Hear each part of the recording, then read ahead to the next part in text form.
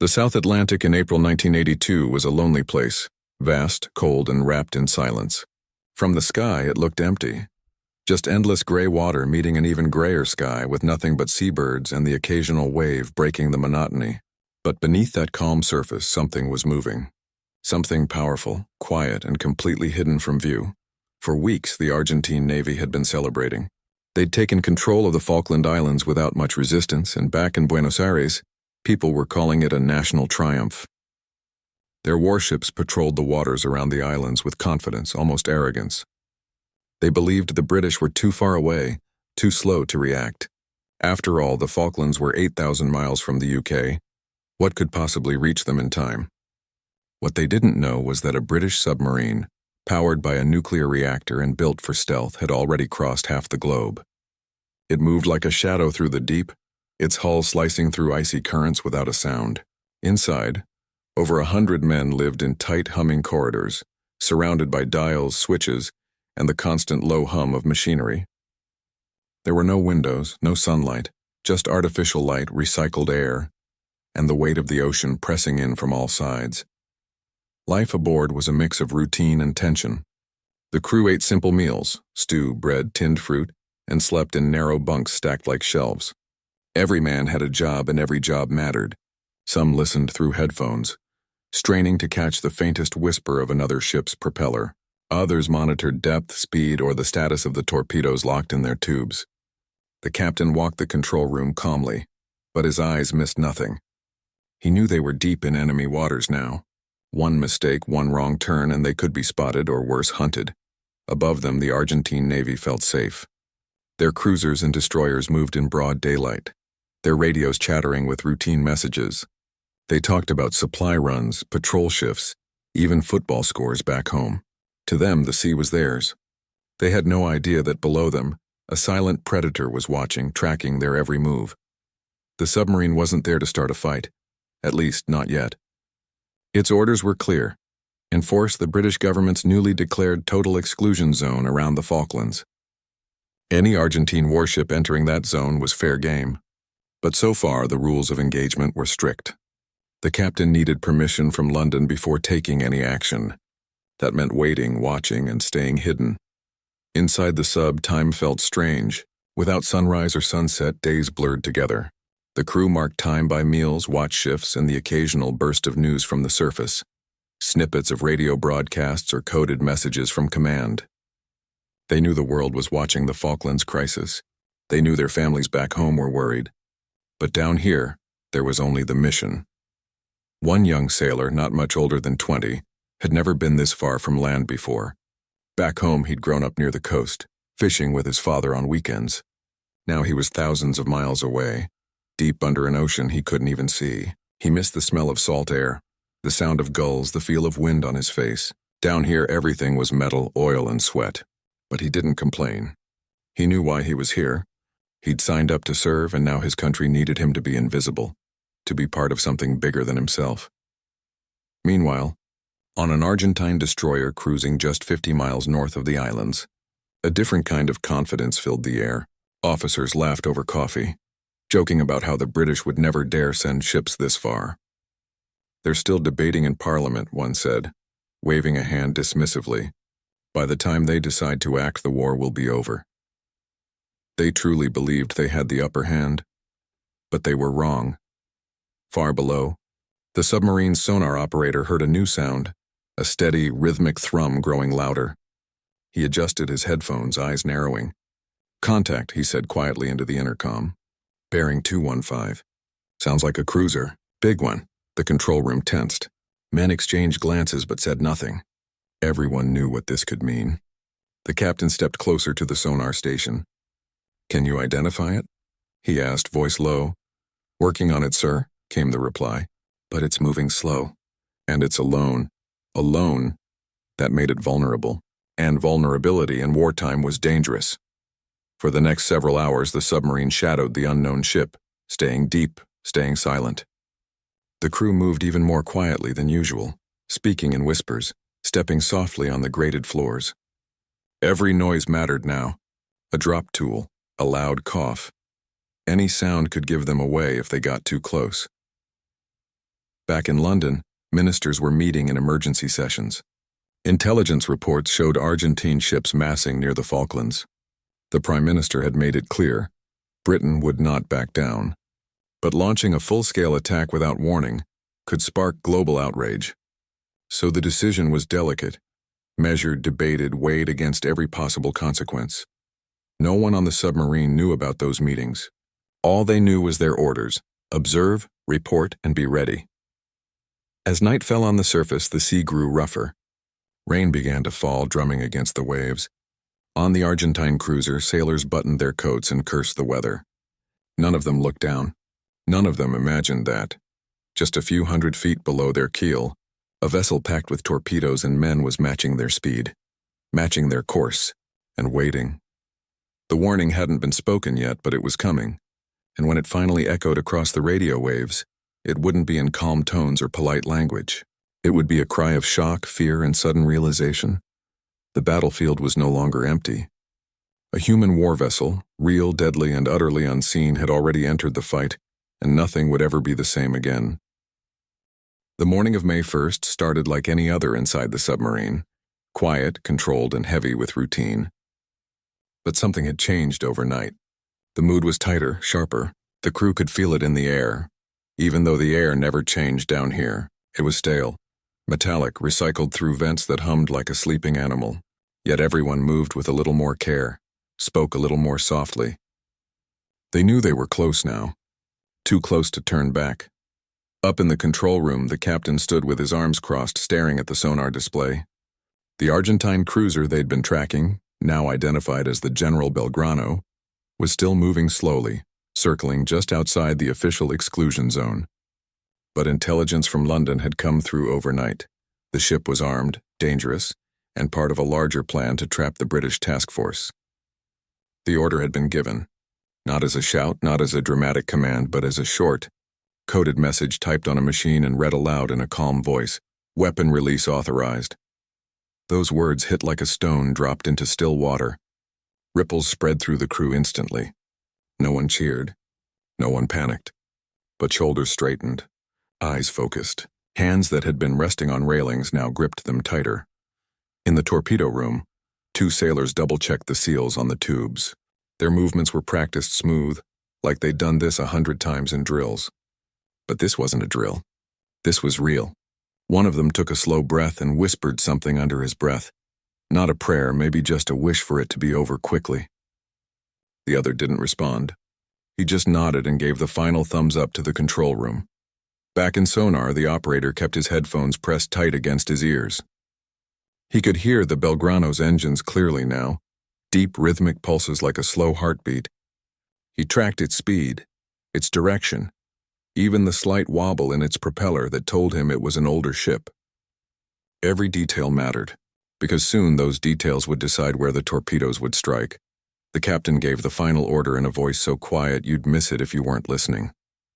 "Fire 1, fire 2, fire 3. 3 sharp clunks echoed through the hull as the torpedoes left their tubes, pushed out by bursts of high-pressure air. For a few seconds, nothing happened. Then deep in the water, the motors of the torpedoes kicked on, one after another, racing toward their target with terrifying speed. Inside the sub, everyone froze. Not out of fear, but out of respect for what had just been set in motion. There was no turning back now. The silence that followed was heavier than any noise. On the General Belgrano, it was lunchtime. Sailors were eating in the mess hall, laughing about letters from home. Some were on deck, enjoying the rare break in the clouds. The sea was rough but not dangerous. No alarms had sounded. No warnings had come. They had no idea death was already racing toward them through the cold, dark water. Then, impact. The first torpedo struck the ship's side with a deafening roar that ripped through steel like paper. The explosion threw men off their feet, shattered glass, and tore open bulkheads. Seconds later, the second hit, closer to the engine room. Fire erupted. Water poured in. The ship listed hard to one side. Panic spread fast. Shouts turned to screams. Men scrambled for life jackets, for escape routes, for anything that might save them. The third torpedo never needed to hit. The damage was already catastrophic. Within minutes, the Belgrano was sinking. Radio operators, still at their post despite the chaos, sent out desperate calls. Mayday, mayday. We're hit! We're going down. But their voices were drowned out by static, by the groaning of the dying ship, by the howl of wind and waves. Then came the warning that would echo across the Argentine fleet. Alerta! Un buque de guerra ha entrado en el campo de batalla. Warning! A war vessel has entered the battlefield. It wasn't just a message, it was a realization. They hadn't been alone out here. They'd been watched, hunted. And now, one of their largest ships was vanishing beneath the waves. Back inside the British submarine, there was no celebration. No high fives. Just quiet relief mixed with something heavier, something like sorrow. The sonar operator listened as the sounds of the Belgrano changed. The steady thrum of its engines gave way to crackling metal, bubbling water, and then silence, total silence. That silence was louder than any explosion. One young sailor in the control room turned away and leaned against the cold metal wall. He didn't cry, but his hands shook slightly. He thought about the men on that ship, men just like him, far from home, doing what they were told. He hadn't signed up to kill. He'd signed up to protect. But war didn't care about intentions. It only cared about results. The captain walked slowly through the compartments, checking on his crew. He didn't say much. He didn't need to. A nod here, a hand on a shoulder there, that was enough. He knew they'd done their duty. But he also knew the weight of what they'd just done would stay with them long after they surfaced. Above them, the ocean churned. Rain mixed with smoke from the burning wreck. Lifeboats bobbed in the swell, packed with soaked, shivering men.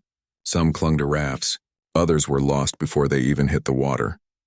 The cold was brutal, so cold it stole breath and hope within minutes. Rescue ships wouldn't arrive for hours. And even then, many wouldn't make it. Out of over 1,000 men aboard the Belgrano, more than 300 would never see land again. Meanwhile, the submarine began its slow, careful retreat. It dove deeper, turned west, and vanished once more into the endless blue. No one saw it leave. No one even knew it had been there, except for the broken radio call still echoing through the fleet. In Buenos Aires, news of the attack sent shockwaves through the government. In London, the decision was defended as necessary, but debated fiercely in newspapers and pubs alike. Was it right? Was it fair? Those questions would be argued for years, but down in the submarine, none of that mattered yet. All that mattered was staying hidden, staying alive, and getting home. The crew went back to their stations. The hum of the engines returned to normal. The routine resumed, yet everything had changed, because now every Argentine sailor who looked out at the empty ocean would wonder, is it really empty? And every British sailor would carry the quiet knowledge that sometimes the most powerful weapon isn't the one you see, it's the one you never hear coming. The warning had been sent. The battlefield had been claimed. And the human cost of that single moment would ripple far beyond the cold waters of the South Atlantic. Life inside the submarine after the attack wasn't loud or dramatic. It was quiet in a way that felt heavier than noise. The crew went about their duties like always, checking gauges, logging readings, swapping shifts in the narrow bunks. But something had shifted beneath the surface, deeper than the ocean outside. It wasn't guilt exactly, and it wasn't pride either. It was more like a weight they all carried together, silently, like a shared secret no one wanted to speak out loud. The captain noticed it most in the eyes of his younger crew. They'd trained for this moment their whole careers. But training never prepared you for the real thing. The way the ship groaned as it sank, the silence that followed. The knowledge that hundreds of lives had just ended because of a decision made in a room with no windows. He didn't say much. He didn't need to. He just made sure hot meals were served on time, that rest periods were honored, that no one was left alone with their thoughts for too long. One evening, during a rare lull, two sailors sat side by side on a bench in the mess area, sipping weak tea from metal mugs. Neither spoke for a long time. Then one finally said, "Do you ever wonder if they saw it coming?" The other shook his head slowly. "Hope not," and that was it. No grand speech, no deep philosophy. Just two young men trying to make peace with something too big for words. Back home, the world was reacting, but not the way the crew expected. Some newspapers called them heroes. Others called them cold-blooded. Politicians argued on TV while families of the lost wept in silence. The crew didn't see any of it. Down here there was no news, no internet, no outside voices, just the hum of the engines and the occasional crackle of a coded message from command. They were cut off from the noise, which was maybe a mercy, but the silence also meant they had to sit with what they'd done. No distractions. No easy answers. Meanwhile, far away in the South Atlantic, survivors of the Belgrano were still being pulled from the water, some after more than a day clinging to life rafts in freezing temperatures. One young Argentine sailor, barely 20, spent 30 hours alone on a piece of wreckage, drifting in and out of consciousness. He thought about his mother's voice, the smell of bread baking in his childhood kitchen, the way the sun felt on his face back home. He promised himself if he lived, he'd never go to sea again. Not for war. Not for anything. When a rescue ship finally spotted him, he couldn't even shout. He just raised one trembling hand. The sailors who pulled him aboard wrapped him in blankets and gave him warm broth. No one asked him to talk. They just held him steady while he shook. That same night, on the British submarine, the sonar operator sat alone in his station, replaying the sounds in his head, the steady thrum of the cruiser's engine, the sudden crack of metal, the awful quiet after. He'd been the one who heard it all.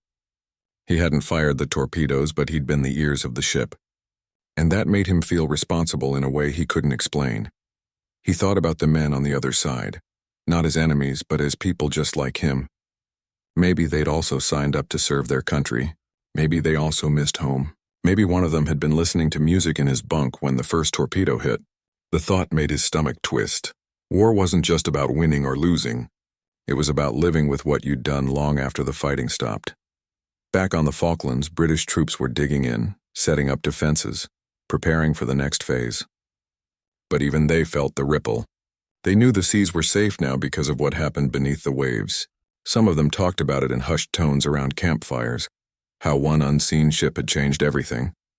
They respected it, feared it even, because if their own side could do that, what could the enemy do if they ever got the chance? But the truth was, the Argentine Navy never got that chance again. After the Belgrano, they stayed in port. Their planes still flew missions, their soldiers still fought on land, but the sea belonged to the British now. And that made all the difference. Weeks passed. The submarine continued its patrol, staying hidden, staying alert. But the tension had eased. The real danger had passed. Still, no one relaxed completely. You didn't go through something like that and just go back to normal. One morning, during a routine systems check, an older crew member found a small note tucked into a maintenance log. It wasn't signed. Just a few lines. We did what we had to, but I hope no one ever has to do it again. He read it, folded it carefully, and put it back where he found it.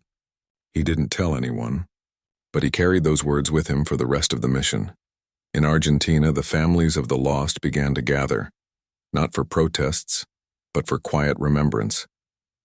They lit candles. They shared stories. They didn't blame the British sailors, not really. They blamed the war itself, the kind of thinking that sends young men to die over pieces of land far from home. One mother kept her son's last letter on her kitchen table every day, as if he might walk in and need it again. And in Britain, children wrote letters to the Navy, not knowing which ship or which crew, just hoping someone would read them. "Thank you for keeping us safe," one read. "Please come home soon." The crew never saw those letters, but if they had, they might have cried, not from sadness, but from the strange ache of being both unseen and deeply needed. What no one talked about much, but everyone understood, was that war changes you in ways you can't prepare for. You can train your body, memorize your orders, steel your mind, but you can't train your heart to forget the sound of a ship dying in the dark. And yet, they kept going.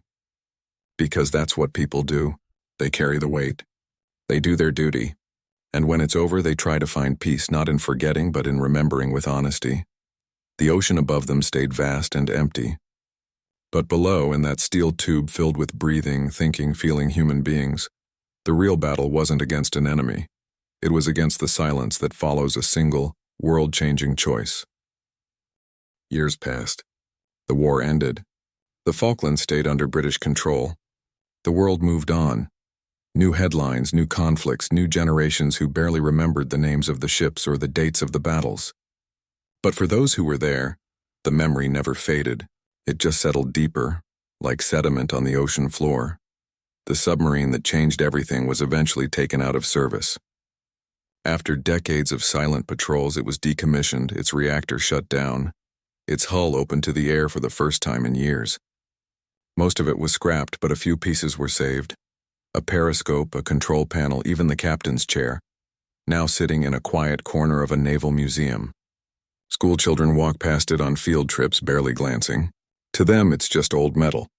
But to the few veterans who visit, it's a ghost made real. Some of those veterans, British and Argentine, started meeting.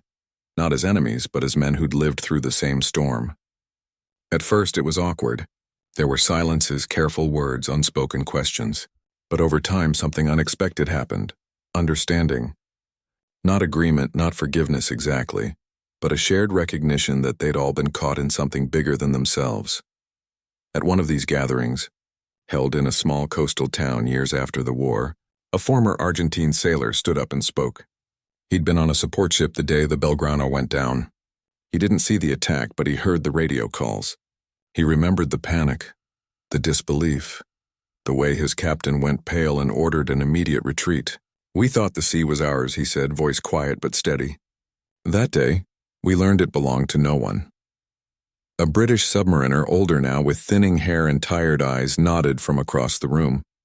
He didn't speak, but later, over tea, he said simply, "We didn't want to be heroes. We just wanted to go home." That's the thing no history book really captures, the human part. The war wasn't just about islands or flags or politics. It was about young people far from home, doing what they were told, hoping they'd live to see their families again. And when it was over, they carried the weight of it, not in speeches or medals, but in the way they looked at the ocean, or hesitated before telling a story, or fell silent when a certain song played on the radio. The phrase that started it all, "Warning, a human war vessel has entered the battlefield," became more than just a radio call. Over time, it turned into a kind of lesson. Not about technology or tactics, but about the moment when ordinary people are asked to do extraordinary things. And what that costs. Because the real warning wasn't about the submarine. It was about war itself. The way it sneaks up on you, even when you think you're safe. The way it turns calm seas into graveyards. The way it makes enemies out of people who, in another life, might have shared a drink or laughed at the same joke. Today, if you stand on the shores of the Falklands, the wind still carries the same salt. The waves still crash the same way. But if you talk to the locals, many of whom were children during the war, they'll tell you things have changed. Not just in who governs the islands, but in how people see conflict. There's a quiet respect for peace now, not because it's easy, but because they remember how quickly it can vanish. Back in Britain, some of the sailors from that submarine still gather once a year. Not for parades or ceremonies, but just to sit together, share a meal, and remember. They don't talk much about the attack. They talk about the jokes they told in the mess, the songs they hummed to pass the time, the way the coffee always tasted burnt. They remember the humanity, not just the history. And in Argentina, every May 2nd, families still light candles for the 323 men lost on the Belgrano. There are no grand monuments, no loud speeches, just quiet remembrance. Because grief, when it's real, doesn't need noise. It just needs space to be felt. The ocean, of course, doesn't care about any of this. It keeps moving, endless and indifferent. Ships come and go. Wars start and end. But beneath the surface, in the cold dark where light never reaches, the past lingers, not as a warning, but as a reminder. A reminder that behind every order, every weapon, every headline, there are people. Breathing, hoping, trying to do the right thing in a world that rarely gives clear answers. The submarine is gone now. The radios are silent. The battlefield is quiet. But the lesson remains. The most powerful force in any war isn't the biggest ship or the fastest plane. It's the human heart, fragile, brave, and always hoping for peace even in the middle of the storm. And maybe that's the real legacy of that single warning call. Not fear, not victory, but the quiet understanding that no one truly wins in war. Everyone just tries to survive it, and then spend the rest of their lives making sense of what it cost. So when you hear the phrase, "warning, a human war vessel has entered the battlefield," don't think of steel or torpedoes. Think of the young sailor staring at a photo of his brother. Think of the mother keeping a letter on her table. Think of two old men, once enemies, sharing tea in silence because words aren't enough. Because in the end, the battlefield isn't just a place on a map. It's anywhere people are asked to choose between duty and conscience, and live with the answer for the rest of their lives. After the attack, the ocean didn't roar or rage, it just went quiet. Too quiet. The kind of silence that feels heavy, like the sea itself was holding its breath. And in that silence, fear began to spread. Back in Argentina, the news hit like a storm. One moment, the Navy was confident, almost relaxed. The next, their pride, the General Belgrano, a symbol of strength, was gone, swallowed by the deep. Families waited by radios, hearts pounding, hoping for word of their sons, brothers, fathers. When the casualty numbers started coming in, the mood in the country shifted. The war no longer felt distant or glorious. It felt real, and it hurt. But the biggest change happened on the water. Before the attack, Argentine warships moved freely. They patrolled near the Falklands, launched helicopters, even joked over radio about how the British wouldn't dare come close. Now, every captain double-checked their radar. Every sailor on watch scanned the horizon like it might bite. The ocean, once familiar, now felt like a trap. Because if a submarine could sink a cruiser without warning, what else was out there? Within 48 hours, the entire Argentine surface fleet pulled back. Not just a little, completely. Ships that had been bold enough to sail within striking distance of the islands now hugged the coastline, staying close to home ports where they thought they'd be safe. They didn't want to be the next target. They didn't want to end up like the men on the Belgrano, lost in freezing water, with no one to hear their calls for help. And that was exactly what the British had hoped for. From a military standpoint, the sinking wasn't just about destroying one ship. It was about changing the whole game. With the Argentine Navy hiding in port, the seas around the Falklands were suddenly wide open. No enemy cruisers, no destroyers waiting to ambush, just empty water, and that emptiness gave the British task force the chance they needed. Soon, transport ships carrying soldiers, tanks, and supplies began moving toward the islands without fear of being attacked from the sea. Helicopters flew low over the waves, scouting landing zones. And on May 21st, under cover of darkness, British troops waded ashore at San Carlos Bay, unopposed, unseen, and safe from naval threat, all because one silent vessel had done its job. But while the strategy worked, the human side was more complicated. On the British side, relief mixed with guilt. The sailors who fired the torpedoes didn't see the faces of the men they'd killed, but they knew they were real. They imagined them eating lunch, writing letters, thinking about home. War wasn't just about flags and orders. It was about people, and that truth sat heavy in the belly of the submarine long after it left the area. Back in Argentina, the fear turned into anger, and then into silence. Families of the lost stopped talking to reporters. Memorials were held quietly, without fanfare. The government tried to spin the loss as a heroic sacrifice, but the truth was harder to hide. Their navy, once proud, had been scared into hiding by a single unseen enemy. Even the pilots flying missions from the mainland felt the shift. Without naval support, their planes had to fly longer distances, carry less fuel, take more risks. They knew the sea below them was empty, but that emptiness made them feel more alone, not safer.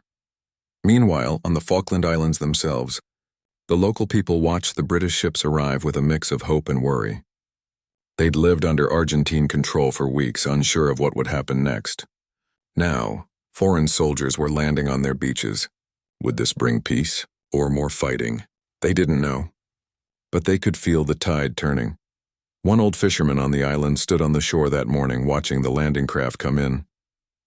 He'd seen war before, not this one, but others. He knew it never ended cleanly. But he also knew that control of the sea meant control of everything. And right now, the sea belonged to the side that had dared to send a ghost into the deep. Back aboard the submarine, life returned to routine, but it wasn't the same routine. The crew still ate the same meals, still stood the same watches, but conversations were quieter. Jokes were fewer. When someone spoke, they often paused, as if remembering something they couldn't say out loud. One night, during a rare moment of calm, a young sailor sat alone in the mess area, staring at a photo tucked into his logbook. It was a picture of his younger brother, grinning in school uniform. He hadn't written home since the attack. He didn't know what to say. "I'm fine," it felt like a lie. "We sank a ship," felt too heavy. So he said nothing. And that silence, too, was part of the cost. In London, politicians debated whether the decision had been right. Some called it necessary. Others called it cruel. But none of them were down in that metal tube listening to a ship break apart in the dark. None of them had to live with the echo of that silence. What no one talked about much, but everyone felt, was how one action, one moment, could change everything. Not just the course of a battle, but the way people saw the world. Before, the ocean was a place of movement, of freedom. Now it was a place of hiding, of listening, of waiting for the next unseen threat.